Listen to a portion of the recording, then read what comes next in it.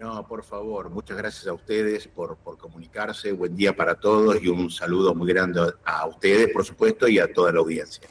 Rabino Fischel, bueno, muchas gracias, buen día también. Y preguntarte en este primer tramo de la nota, fundamentalmente, ¿cómo se interpretan estos datos y esta realidad que manifiesta este titular que hemos estado leyendo? Sí, a ver, es un titular y son datos proporcionados por una de las instituciones más importantes del mundo, que es la Anti-Defamation League, con sede en Estados Unidos, que realizan encuestas todos los años sobre todo tipo de discriminación. Y la verdad que es apabullante. Refleja también lo que ha sucedido durante el 2024 en los campus de muchas universidades, por sobre todo en Estados Unidos, aunque también en Europa, ataques e incendios contra sinagogas, contra personas también de la comunidad judía. Y en esto nuestro país, si bien es un modelo de interreligiosidad y de convivencia, no está al margen, porque en Argentina también ha crecido muchísimo el antisemitismo. Lo que sí creo que hay que entender es que el antisemitismo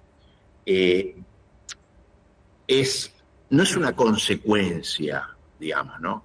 El antisemitismo, en este sentido, es un modelo de pensamiento, es una actitud generalizada que produce una predisposición de paradigmas culturales, de sistemas políticos, gubernamentales o de regímenes sociales, y que es una propensión que se explica únicamente por una frecuente percepción parcial de la realidad por parte del individuo, cuya selectividad de esta realidad siempre es acorde a su necesidad psíquica, a la cual adapta todo a modo de sesgo y todo hecho personal, colectivo o social para demostrar la razón de su antisemitismo. Por ejemplo, en esta encuesta se hablaba de, sí, es verdad que los judíos tienen una sobrerepresentación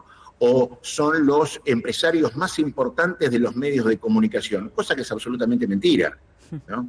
O sí, los judíos tienen mucha plata. Bueno, hay judíos de mucha plata, como también hay católicos de mucha plata, hay musulmanes de mucha plata, ni hablar, o sea, cualquiera que haya ido o haya leído sobre la calidad de vida en Dubái lo puede saber. Sí. Hay hindúes, hay budistas con mucha plata, pero lo importante es que hay judíos con mucha plata, ¿no?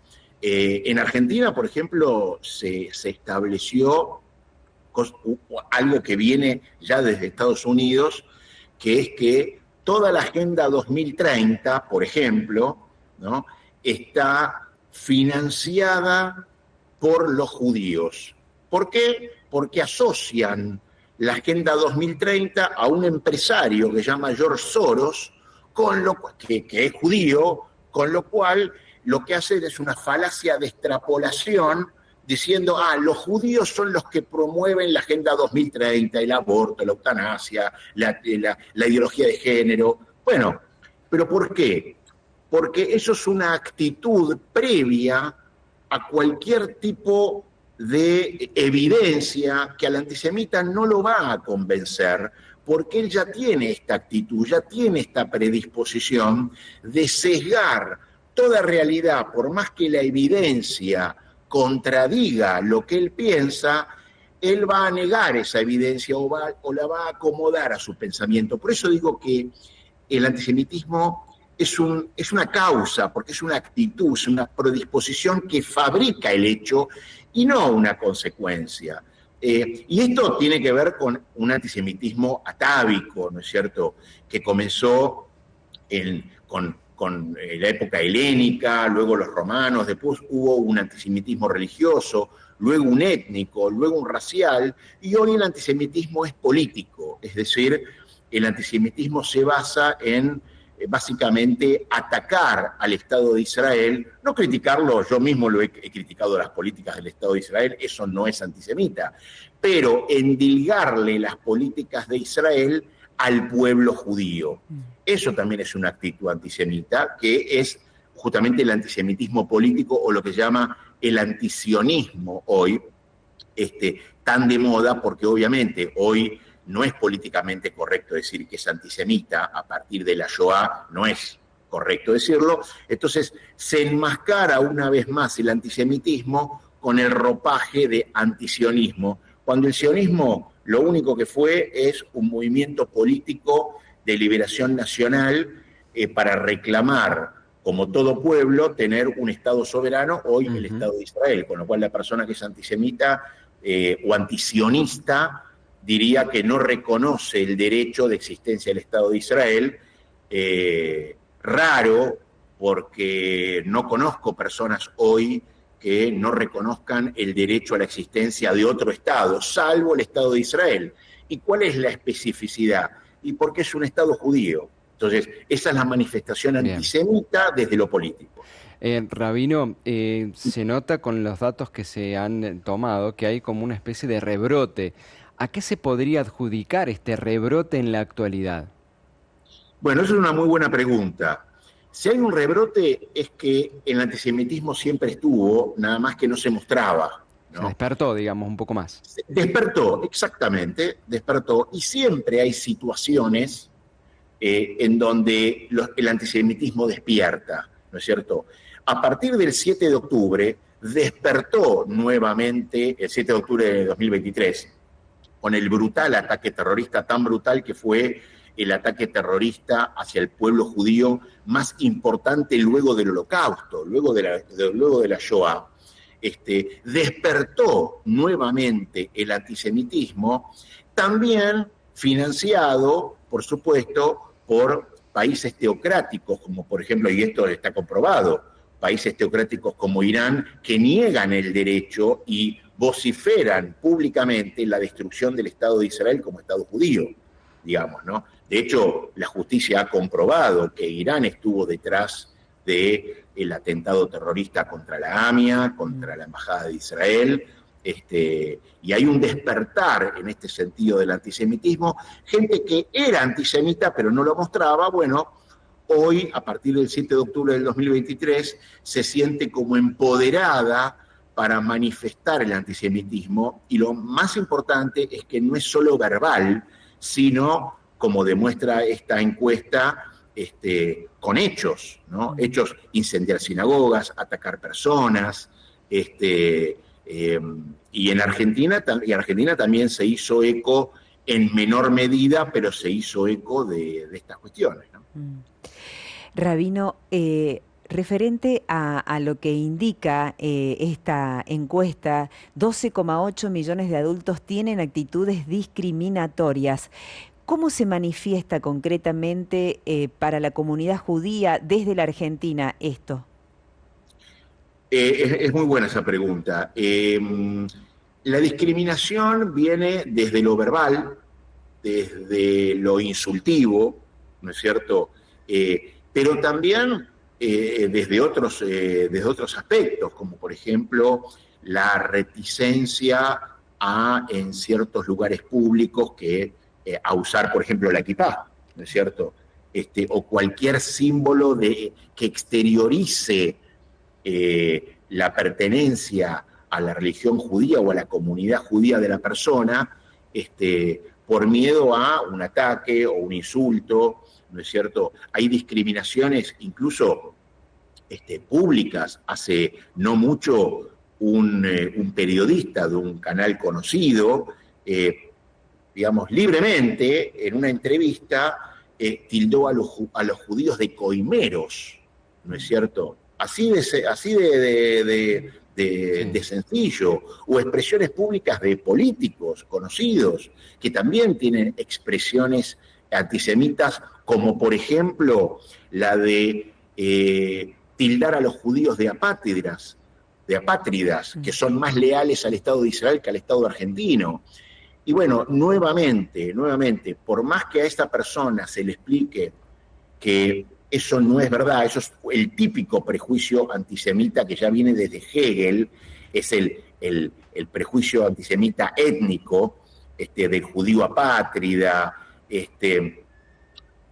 por lo cual, a ver, de los aproximadamente 180.000, 200.000 judíos que hay en la Argentina, no hace falta decirlo, lo que la comunidad judía ha aportado en la Argentina en todos los dominios, en el periodístico, en el humorístico, en el científico. Hay que recordar que uno de los premios Nobel de Argentina en medicina, César Milstein, era judío. Pero nada de esto va a ser suficiente para el antisemita, porque lo va a ver nuevamente desde su sesgo. Mira, hace poco yo en una clase que yo daba en la universidad, un alumno me preguntó si, con respecto a esto, pero así descaradamente en público, me preguntó si en caso de una guerra entre el Estado de Israel y Argentina, ¿por quién yo lucharía? Esa fue la pregunta de una persona que tenía un posgrado, una persona ilustrada, y yo le respondí haciéndole la misma pregunta. Le digo, discúlpeme, ¿usted es católico? Me respondió que sí. Entonces yo le pregunté, mire, en una eventual guerra entre el Vaticano y la Argentina, ¿usted por quién pelearía? O sea, una pregunta tan ridícula como la que él me hizo. Y él me dijo, no sé. No sé, respóndame como él también me intimó a responder. Entonces ahí le dije, ¿por qué usted considera que su pregunta es válida y no la mía? ¿Por qué? Porque esa pregunta que él me estaba haciendo respondía al típico prejuicio antisemita del judío apátrida. Hoy ya no se puede, enarbolar otrora prejuicios antisemitas como que el judío hacía rituales con sacrificios humanos. ¿Por qué? Porque hoy ya nadie creería eso, ¿no es cierto? Entonces se empiezan a construir o se empiezan a potenciar otros prejuicios antisemitas. Este es uno de ellos, ¿no? Sí. O que la comunidad judía es una especie de cofradía multimillonaria con el poder mundial que determina el destino de la humanidad, cosa absolutamente absurda. Cuando uno lee dónde están los poderes concentrados en petróleo, es más, uno puede leer en qué, por ejemplo, invierte la comunidad judía en general, y va a ver que invierte en educación, en bienestar, ciencia, cuando hay otros que invierten en ostentación, en lujos, pero nada de esto va a convencer al antisemita porque lo va a mirar siempre con su sesgo. Sí. Por eso, ante todo esto que es muy claro al compartirlo, uno se pregunta, ¿cómo combatir el antisemitismo? La educación es un camino, el diálogo interreligioso con la apertura de las partes, de las mentes, de los corazones, para compartir lo que cada uno es, lo que cada uno tiene. ¿Cuál sería para usted la ayuda pertinente, la ayuda adecuada para poder combatir el antisemitismo? Mire, esa es la pregunta del millón. Esa es la pregunta del millón. El pueblo judío ha tratado de combatir el antisemitismo hace por lo menos 2000 años. Y la verdad, aunque es doloroso decirlo, no se puede combatir el antisemitismo. Porque si fuera una cuestión educativa sería muy fácil. Pero ¿cómo explicaríamos que el pueblo más ilustrado de Europa, con una élite intelectual brillante, que fue el pueblo alemán, haya sido el responsable de la Shoah? Sí, ahí está. ¿Cómo podríamos entender que en el siglo XX, a pesar del avance en conocimientos, en tecnología, en globalización del conocimiento, ocurrieron genocidios como el genocidio armenio, el genocidio gitano, en Camboya, Ruanda, Bosnia, Darfur? ¿Cómo explicamos que en la era del conocimiento y de la tecnología haya ocurrido el ataque del 7 de octubre del 2023? Solo no es prevenir. ¿Cómo? Perdón. Solo sería prevenir, solo sería O tratar de acompañar. apaciguarlo, Claro. Bien. sí, porque es un prejuicio, es decir, es algo anterior a todo prejuicio. Entonces, lo único que se puede hacer es controlarlo, penalizarlo, dado que el hombre entiende o por la razón o por la fuerza. Entonces, cuando al antisemitismo se lo penaliza, entonces la persona no es que deja de ser antisemita, pero por lo menos ya no lo manifiesta, Sí. ¿no es cierto? Pero la verdad es esa, la verdad es esa. Con la educación uno lo que puede hacer es tratar de apaciguar el antisemitismo, pero no lo anula, O por lo menos ir acompañando a las nuevas generaciones. o lo acompañan las nuevas generaciones, exactamente. Pero hasta ahora el método más eficaz es penalizarlo para que la persona, si bien no deja de ser antisemita, porque es un prejuicio, es anterior al juicio racional, por lo menos, al menos que no lo manifieste y que no provoque daño a las personas y a las instituciones, ¿no? Rabino, uno se pregunta si el diálogo interreligioso podría ser quizás un caminito para combatir el antisemitismo y también ayudar a la convivencia. Totalmente. Esa es una de las herramientas que, más que educar, lo que hacen es mostrar que al menos desde el ámbito religioso ya no se puede esgrimir un antisemitismo. O sea, la persona que es antisemita por lo menos se le quita esa herramienta mediante el diálogo interreligioso en el cual yo activo ya desde hace muchísimos años, para al menos que la persona no pueda fundar su prejuicio en cuestiones religiosas. Es una herramienta muy poderosa, muy potente, nuevamente, no lo anula, pero por lo menos le quita cierta verbalidad, Exacto. ¿no? Es Sí. decir, ya ninguna, digamos, desde, por ejemplo, el Concilio Vaticano II, desde Nostra Aetate, ya ninguna persona antisemita que pertenezca a la Grey Católica puede fundar su antisemitismo en las cuestiones religiosas, ¿no es cierto? Clarísimo. Claro. Entonces se le va quitando herramientas, aunque no el prejuicio, pero es una forma, como decíamos antes, de controlarlo, de someterlo y de que debilitarlo y de que no se manifieste en agresiones. Lo mismo que pasa con cualquier otro Sí, sí. racismo, ¿no? El racismo contra las personas de color, la discriminación contra los gitanos. Uno trata de, o contra todo el diferente a la construcción normativa o hegemónica, uno trata de controlar, de dominar, no siempre con éxito, pero es imposible de erradicar, porque es parte de la condición humana, ¿no? El prejuicio y la discriminación. Sí. Gracias, Rabino Fischerslagen. Que estas alarmas suenen en nuestra sociedad y que nos permitan apaciguar, que esto no sea un reguero de pólvora, porque parece ser que en la sociedad, mientras más se habla digamos, con el ataque, pareciera que fuera más real, ¿no? Pareciera Claro. que, y cuando es totalmente lo contrario en este caso, ojalá que podamos trabajar desde nuestro lugar, el pequeño lugar que cada uno tiene, para construir la paz en la apertura. Dios Rabino, quiera que sí. Bendiciones a todos. muchas gracias.